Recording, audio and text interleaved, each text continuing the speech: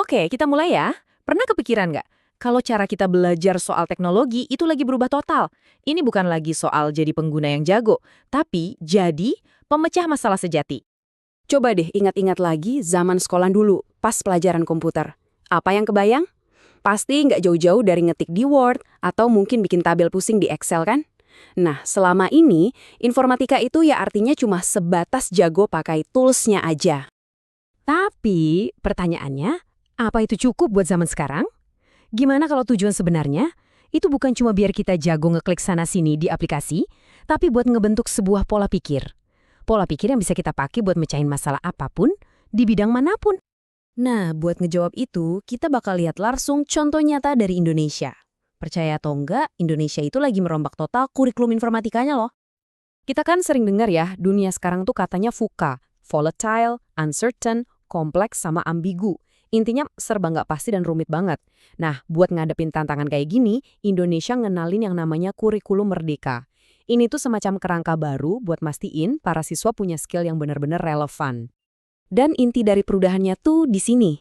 Tujuannya bukan lagi sekedar nyetak pengguna yang mahir, tapi menumbuhkan generasi kreator. Orang-orang yang bisa mikir secara sistematis buat menciptakan solusi-solusi baru. Nah, lihat deh tabel ini. Ini yang bikin menarik banget. Cakupannya itu luas banget. Udah bukan lagi soal aplikasi kantoran doang. Kita bisa lihat ada 8 pilar di sini. Mulai dari yang paling dasar, berpikir komputasional atau BK, sampai ke analisis data, bahkan ada dampak sosial informatika. Kelihatan banget kan pergeserannya?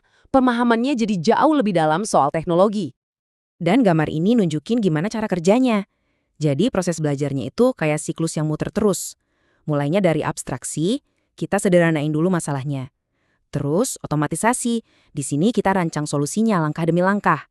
Dan terakhir, analisis. Solusinya kita coba, terus kita evaluasi. Benar nggak, efektif nggak? Oke, sekarang kita masuk ke intinya. Konsep yang dari tadi kita sebut-sebut, berpikir komputasional. Apaan sih sebenarnya itu?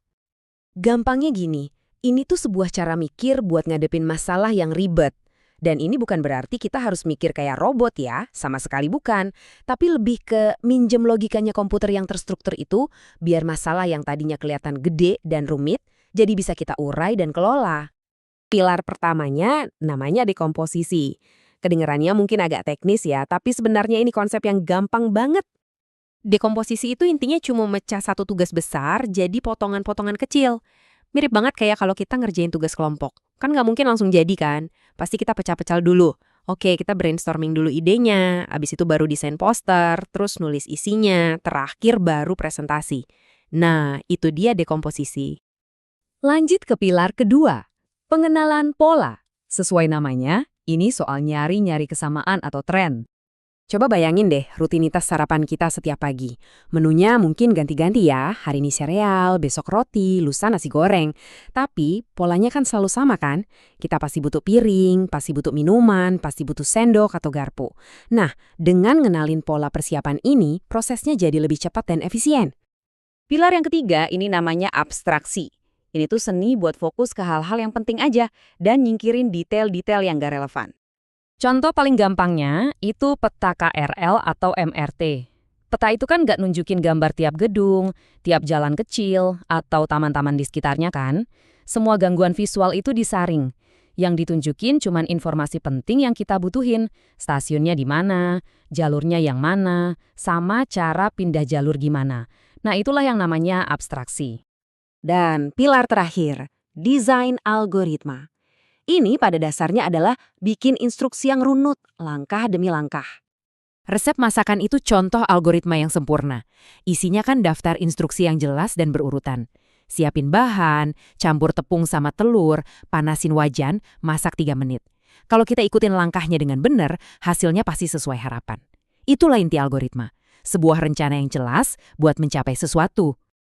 Nah, yang paling keren dari semua ini apa coba? Kita nggak butuh komputer loh buat ngajarin skill ini.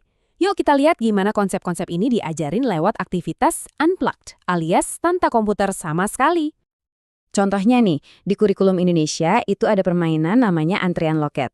Kelihatannya simpel, tapi ini cara yang asyik banget buat ngajarin konsep penting di ilmu komputer. Lewat permainan ini, siswa jadi belajar soal struktur data. Ada yang namanya tumpukan atau stack. di mana yang terakhir masuk, dia yang pertama keluar. Kayak tumpukan piring gitu, kita kan ngambil dari atas. Terus ada juga antrian atau queue, di mana yang pertama masuk, ya dia yang pertama keluar. Persis kayak kita lagi antri di loket tiket. Dan ini dia aturan mainnya yang dikutip langsung dari bukunya. Yang pertama masuk, maka akan pertama keluar. Prinsip first in first out ini jadi dasar cara kerja antrian. Cuma lewat permainan sederhana, siswa bisa langsung ngerti konsep komputasi yang fundamental banget. Oke, terus mungkin ada yang nanya, kenapa ini penting buat siswa yang nggak mau jadi programmer? Jawabannya, karena skill ini tuh universal. Berpikir komputasional ini kepake di mana-mana. Seorang ilmuwan yang rancang eksperimen, itu pakai desain algoritma. Sejarawan yang analisis tren dari berbagai peristiwa, itu pakai pengenalan pola. Bahkan kita sendiri pas ngerencanain liburan, kita kan mecah-mecah rencananya tuh. Urus tiket dulu, terus hotel, terus itinerary. Nah, itu deh komposisi. Jadi, kalau kita simpulkan, pergeseran dari kelas komputer biasa ke pengajaran berpikir komputasional ini intinya adalah soal persiapan buat masa depan. Ini bukan lagi soal ngajarin cara pakai aplikasi A atau B yang mungkin 5 tahun lagi juga udah nggak relevan. Tujuannya jauh lebih besar dari itu. Ini soal menumbuhkan sebuah pola pikir yang adaptif yang bisa bertahan di tengah perubahan. Jadi, dengan ngebekalin generasi baru dengan kemampuan buat mecah masalah, ngenalin pola, nyaring informasi penting, dan ngerancang solusi, kita tuh bukan cuma ngelatih mereka buat masuk dunia kerja, kita memberdayakan mereka untuk membentuk dunia kerja itu sendiri. Nah, pertanyaannya sekarang, masalah besar apa ya yang bakal mereka pecahkan pertama kali?